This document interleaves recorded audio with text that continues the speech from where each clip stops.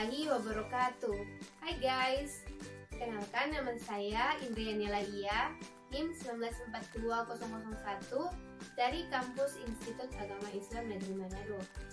Fakultas Ekonomi Bisnis Islam, Prodi Perbankan Syariah semester 5. Di sini saya akan menjelaskan mengenai penjelasan tentang pasar uang dan pasar modal. Baiklah teman-teman, yang pertama saya akan menjelaskan mengenai pasar uang. Dalam istilah keuangan, pasar uang bisa juga dimaknakan sebagai tempat bertransaksi jual beli. Bentuknya bisa berupa uang dan instrumen investasi yang lebih abstrak lainnya. Sedangkan menurut Otoritas Jasa Keuangan, menyebutkan pasar uang sebagai pasar instrumen jangka pendek yang dapat dipindahtangankan. Sementara menurut Wikipedia, menuliskan pasar uang sebagai tempat pertemuan yang abstrak untuk memperoleh demand dan supply dana jangka pendek. Selanjutnya ada instrumen pasar uang. Yang pertama itu ada sertifikat Bank Indonesia atau SBI. SBI merupakan salah satu produk pasar uang yang berbentuk surat berharga keluaran Bank Indonesia sebagai pengakuan utang berjangka 1-3 bulan menggunakan sistem diskonto. Yang kedua ada surat berharga pasar uang atau SBPU. SBPU merupakan surat berharga yang terbitan bank yang ditandatangani nasabah sebagai surat jaminan pelunasan utang. Pada dunia perdagangan, SBPU umumnya melibatkan bank komersial dengan bank Indonesia atau lembaga keuangan lainnya dengan menerapkan sistem diskonto. Dari instrumen yang diperdagangkan di pasar uang, berikut beberapa contoh transaksinya.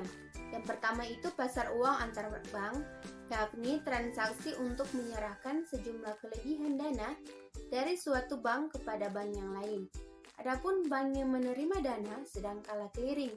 Kalah clearing artinya sebuah bank sedang kekurangan dana untuk membayar kepada nasabahnya.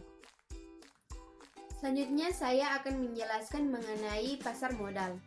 Menurut Bursa Efek Indonesia, pengertian pasar modal sendiri adalah pasar untuk berbagai instrumen keuangan jangka panjang. Berdasarkan Undang-Undang Nomor 8 Tahun 1995 tentang pasar modal, pengertian pasar modal merupakan suatu kegiatan yang bersangkutan dengan penawaran umum dan perdagangan efek. Perusahaan publik yang berkaitan dengan efek yang diterbitkannya serta lembaga dan profesi yang berkaitan dengan efek. Instrumen pasar modal. Yang pertama saham. Saham adalah bentuk kepemilikan dari sebuah perusahaan. Jadi, kalau kamu punya satu lembar saham dari perusahaan tertentu, itu artinya kamu merupakan salah satu pemilik dari perusahaan tersebut.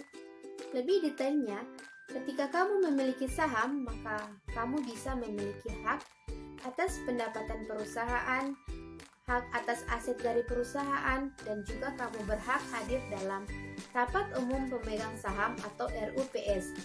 Yang kedua ada surat utang atau obligasi. Menurut Bursa Efek Indonesia, obligasi adalah surat utang jangka menengah panjang yang dapat dipindahtangankan. Obligasi ini sendiri bisa dibagi menjadi dua, yaitu bersifat utang dan juga sukuk. Yang ketiga ada reksadana. Menurut Undang-Undang Pasar Modal Nomor 8 Tahun 1995, reksadana adalah wadah yang dipergunakan untuk menghimpun dana dari masyarakat.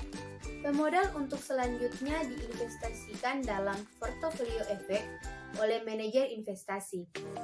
Baiklah, itulah tadi penjelasan dari saya mengenai pasar uang dan pasar modal.